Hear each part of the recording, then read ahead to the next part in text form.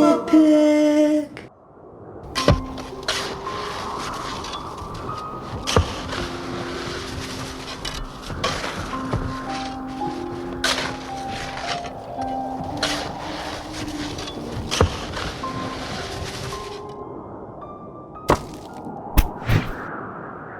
Well, that takes care of that.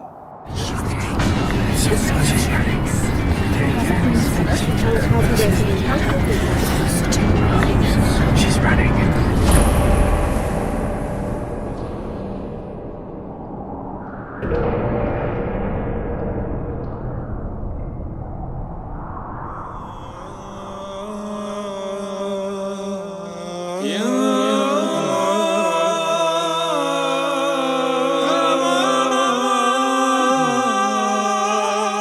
No. That's not true. That's impossible!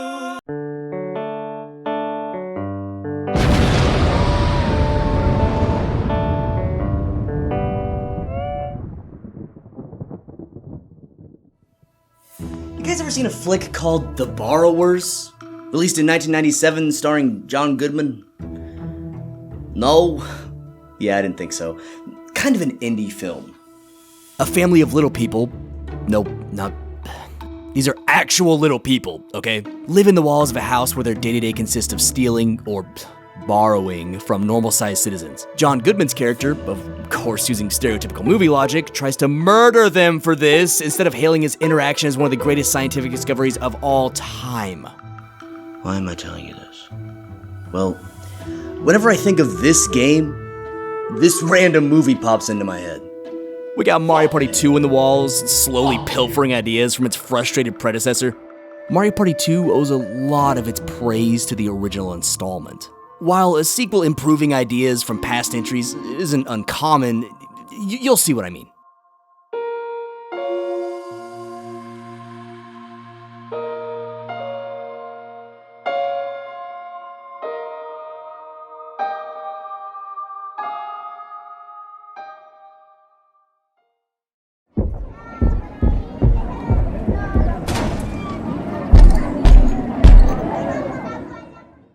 What kind of story do we have this time? Well, let me begin. One day Mario and his friends created a new world. That world was Mario Land. What the hell? Created a new world? So after playing God, Mario and crew bicker over who names their new civilization. Personally, I like Peachland. Until Bowser shows up and Toad suggests that whoever defeats him will be named a superstar and earn naming rights. You may be wondering, and no, there's zero backstory on how the game creates a new world. As if this is commonplace in the Mushroom Kingdom. News to me. Keeping in line with its ancestor, Party 2 retains the imaginative menu selection I thought would stay a series staple. Well, Even though it would have cut down on development time, Nintendo opted out of making each area simple menu selections. There's a credits machine. Purchasing minigames requires bribing a tree for its apples. Oh, okay. You gotta talk to this dude at the typewriter to check statistics, and this may be minutia to some, but it goes a long way towards making Mario Party titles feel like a tangible branch of the Nintendo universe. Am I thinking about this too much? Most likely.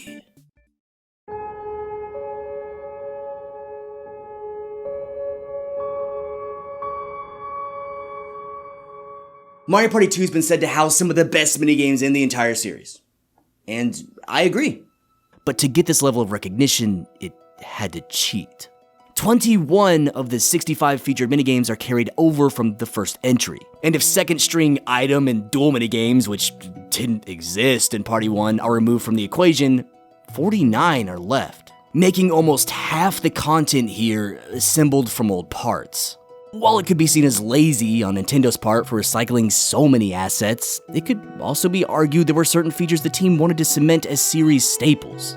When you look at the grand picture, it makes a lot of sense. Carry over the best parts of each entry and add more on top to retain player interest. I mean, Smash Brothers still has classic mode, and Team Deathmatch never left Call of Duty. Ajax down. I think the trick is in bringing enough new content to the table to assure that old customers aren't feeling scammed. Another trick is to significantly improve your source material, which Party 2 does in spades. Bumper balls, crazy cutters, facelift, and slot car derby now have multiple distinct arenas that influence player strategies. Major rule changes from small to large, like bowl over giving an extra turn to the bowler, hot rope jump and hot bob-omb becoming last man standing, and crane game forcing players to pick up every opponent makes returning to these refreshingly different. Even minigames which remain largely unchanged have a few quality of life improvements or a fresh coat of paint. I'll always miss Castaways, Paddle Battle, and Tug of War, but Party 2 fills my stomach up so good. Wait a minute. Those 3 games, weren't they... No! What the hell?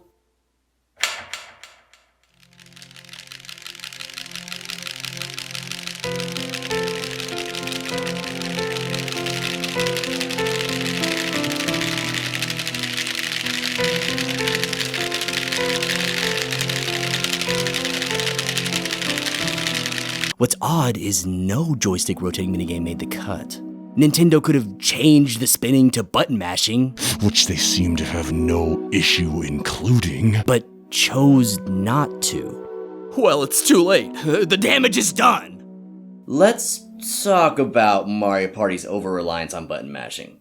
Crane Game is a particularly brutal example. The claw can't carry an opponent back to the pipe unless smashing A faster than their prey. Boiling minigames down to who mashes A faster is not only subpar design, but creates a gated experience only certain players can enjoy. Bobsled Run is one of the few appropriate uses of button mashing. Just at the start. That's how you do it. Not throughout the entire fucking track! I'm looking at you, Handcar Havoc! Filet Relay knew better. If a player mashes too quickly, whoopsie daisy! You went too fast, Marvin. The only game I'd give a pass is Mecha Marathon, where the whole goal is to wind a fly guy quick as possible. But wouldn't this have made more sense with... Nope, not having it. Across the board, Mario Party 1 gets laid to rest. Goodbye, severely underdeveloped ideas and obvious filler. Even if minigame borrowing doesn't sit quite right, it makes for one hell of a lineup. The 4-player category having 3 less entries is hardly noticeable with how refined it became. I could take or leave the partially luck-based Honeycomb Havoc and Toad in the Box. Tile Driver and Totem Pole Pound are too simplistic, but Roll Call, Abandoned Ship, and especially Shell Shocked are fantastic. Dizzy Dancing's fun, but needed more rounds to last longer than 10 seconds. The awkward tank-like controls carried over from Party 1 for Lava Tile Isle. Game has the feel of month-old garbage. Sneak and Snore is pretty great. Without computers. Oh yeah, the computers! Want to know how to ruin a game which forces AI opponents when 3 or less players are present? Poor implementation. Having one on your team is an instant advantage as they're only set to be near flawless with a human counterpart. Computers are either far too good or far too stupid. There's almost zero in between. You'd think that after this was an issue the original had, we would see some correction moving forward. Bobsled Run, Dungeon Dash, and even newer minigames like Looney Lumberjacks have AI companions performing the exact inputs of the human player, leaving one team up shit's creek even against a literal ape. Cake Factory, always grabbing food with perfect timing, automatically zoning in on targets when half the goal is to find them, timing wing flaps perfectly. Look at this. How is this even fair? You can't. Then we have the other side of the coin. Idiocy. Walking right into the enemy. Standing still, waiting to be shot. Screwing up simplistic designs. Listen, Nintendo, you can't have it both ways. You have to choose. Actually, better yet, design AI that's appropriately challenging. I really like the structured duet. Look at all this variety. It's like the new Box Mountain Mayhem, The best minigame from Party 1? 3 vs 1 minigames are always a hard sell. Finding the appropriate balance so one team doesn't overshadow the lone wolf is a harder task than most would give credit for. And, Mario Party 1 did not care. Bashing Cash had no upside for Bowser, while the reverse was true for Piranha's Pursuit and Coin Shower Flower. Party 2 is such a massive improvement on this, it feels wrong to even compare them. So I won't. This isn't to say there aren't issues here. Bowl Over still locks pin players into an imaginary triangle, making things too easy for the bowler except on very specific setups. Jumping with correct timing and shock drop or roll can render all efforts on the Switch operator's part useless. Arch Arrival has computer-controlled NPCs sometimes blocking all movement for an easy kill. Again, everything is leagues beyond what was seen previously, but there are areas for improvement. The biggest plus here is diversity. Each side takes turns attacking or defending, and all we're missing is a couple minigames forcing players to do both at once. How long I've been talking about this? Wow. Long time. Let's get some coffee.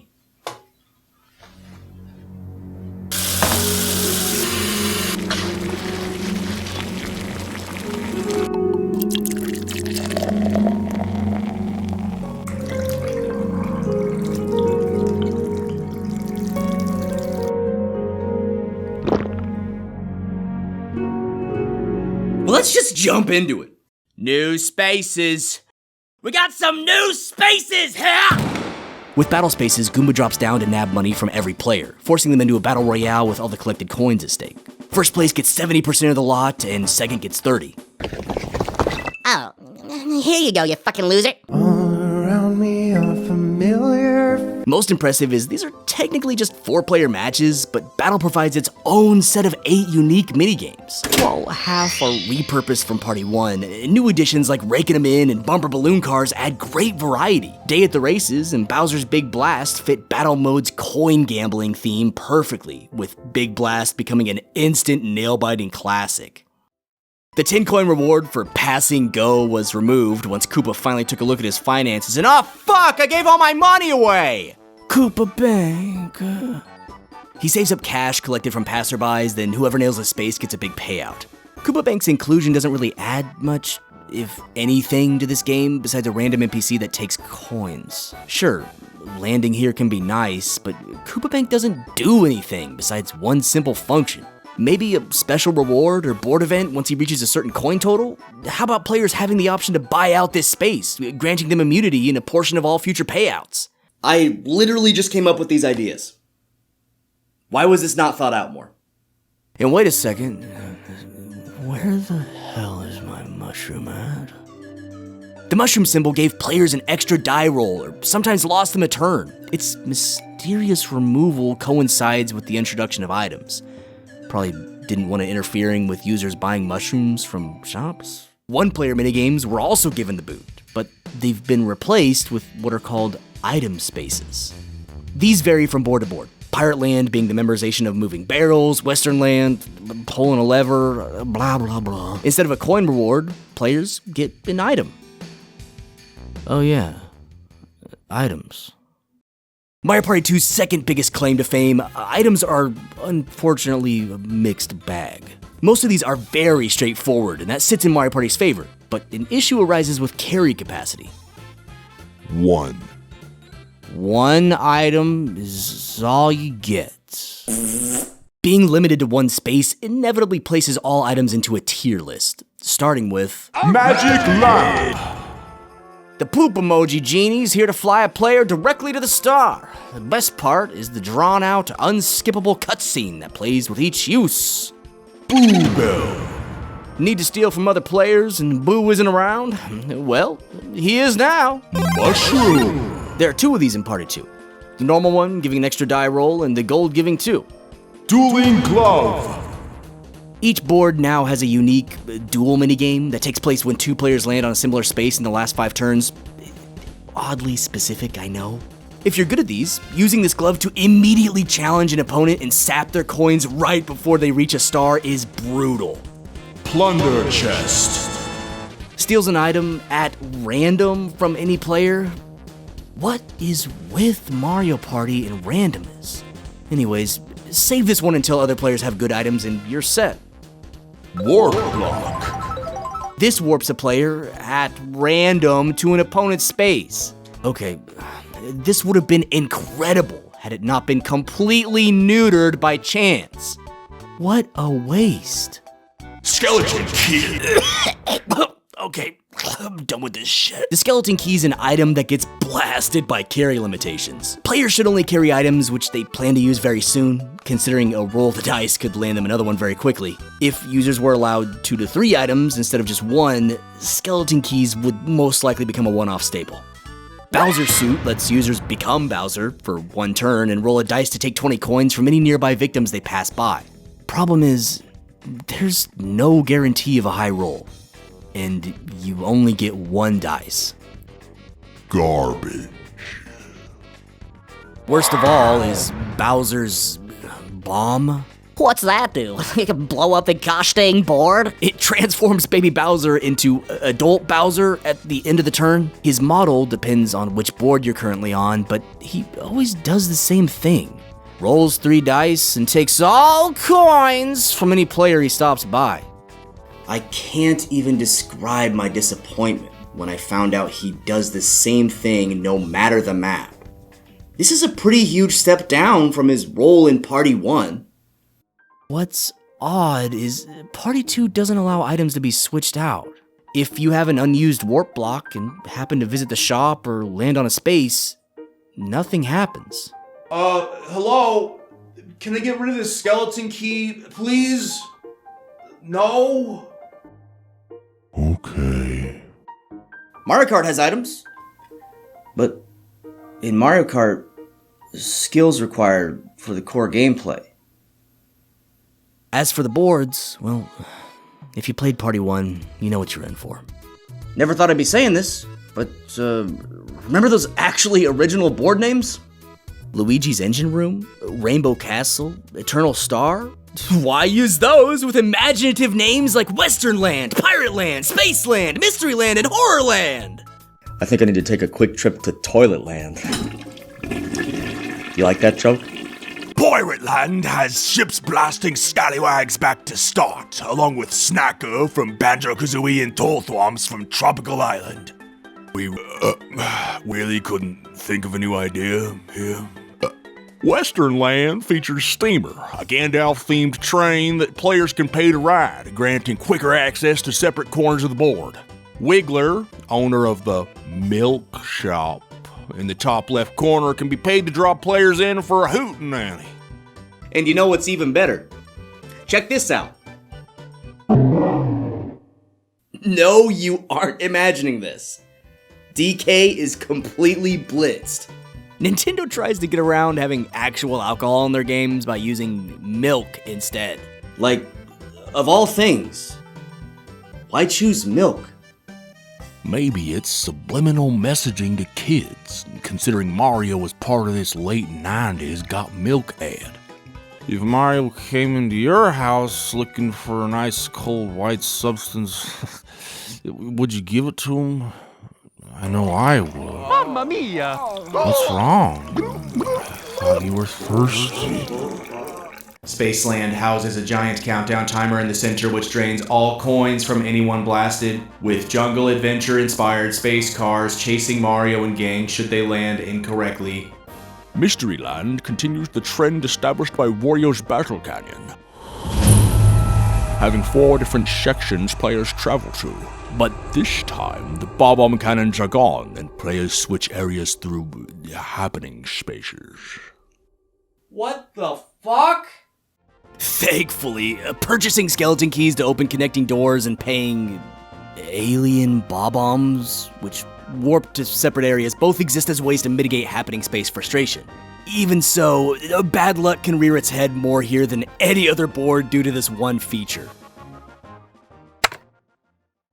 Horrorland has the most interesting gimmick on display, shifting from day to night every 2 turns or manually through happening spaces and paying coins at certain board locations. Womps made the pilgrimage from DK's Jungle Adventure to annoy all over again, freezing in place during the evening. After playing through each board once, Bowser Land is unlocked. Unlocked, as in you're not allowed to play anything else until you beat it. We get a square-shaped board with a few paths through the middle to mix it up. Events are flipped upside down in Bowser Land, with Koopa Bank paying players and building up a loan for whichever poor sap lands there. And a parade stampedes through the board once every 5 turns, sapping coins from anyone caught in it. In many ways, board design became homogenized.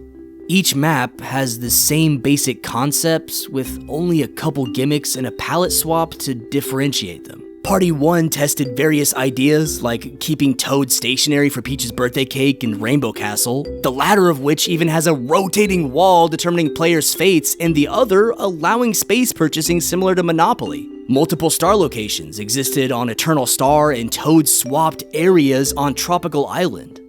All Mario Party 2 boards feature the clumsily implemented randomized spawn zones, which still exhibit the same issues from the original.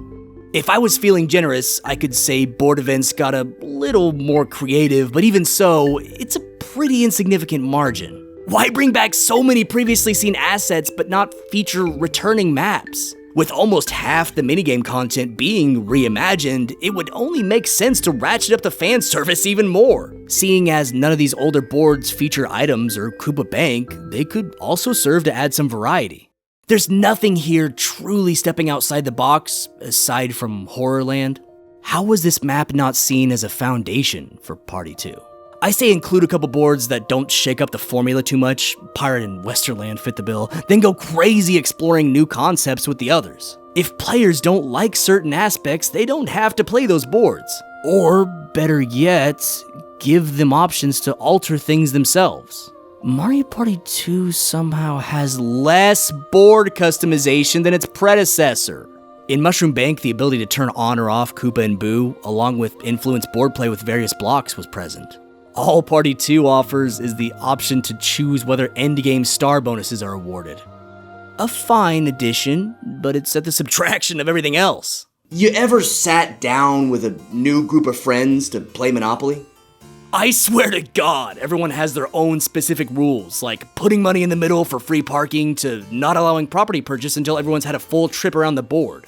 What I'm trying to get at here is the beauty of customization is what keeps a simple, strategy-deficient game like this alive. And it doesn't exist. But hey, I do love when my boy Donkey Kong plays dress-up. He's so cute. I don't think it can be denied that Party 2 shares an absolutely classic collection of minigames and sports a load of charm. But it's fighting a losing battle. Introducing items was definitely a good start, but it wasn't enough to curb this by-the-numbers board play, which insists on holding the series back from its true potential. But you know what? It's still fun to crack into this bad boy every once in a while. Let me just put you on the shelf next to your